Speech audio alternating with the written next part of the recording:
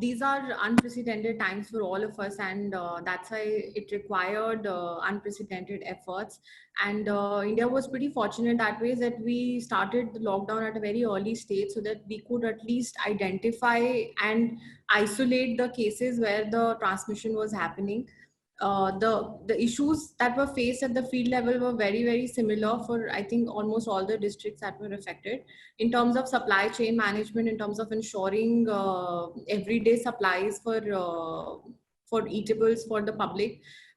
For Diu per se, the challenges were very different. Diu is an island, so Diu is dependent on Gujarat for almost all its supplies. There are around 500 people who get the supplies from Gujarat on an everyday basis. So cutting contact with Gujarat, which was every day becoming a hotspot, a lot of districts were getting notified as hotspots.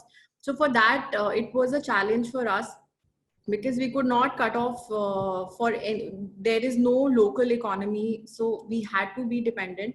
And also Diu being a fishing activity dominated district, so a lot of fishermen who were in the sea, they had to be immediately called back, and then there were around 4,000 fishermen who were stranded on the boats. So ensuring their meeting their necessities on a day-to-day basis, and ensuring the sanitization of every person who enters the checkpost. So basically locking down the district was the key that helped us get to remain at the situation that we do not have any corona positive case, or not even a symptomatic case, because we had to enforce severe strict measures for any entry into the island. And also side by side, we had a lot of quarantine facilities had to be set up.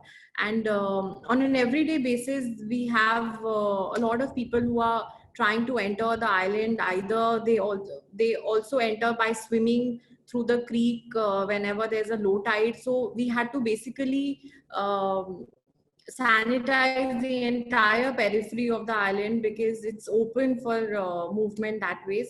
And other than that, we realized on the ground that coordination played a key role. It's always the entire team effort.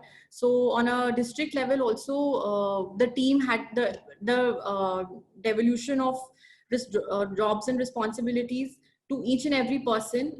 Needs to be, the incident commanders were set up in an area basis, so that any issue that arises in any area, it's reported immediately. And not just within the district, but interstate coordination also is very essential, because what happens in the adjoining district affects your or the adjoining state affects your state or UT very badly.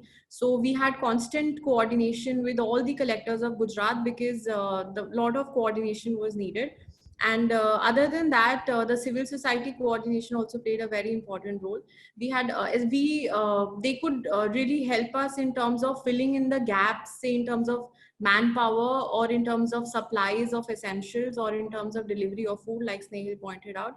So they are we also mobilized a lot of volunteers, and we mobilized NGOs who were willing to serve the public for human welfare and also for animal welfare. So whoever was interested, we used to take their contribution in terms of, be it any kind, or in cash, or in terms of just service. So used to it is still a team effort. And we hope that with all the efforts that are ongoing, we remain to stay at that level, that there should not be any case in the district.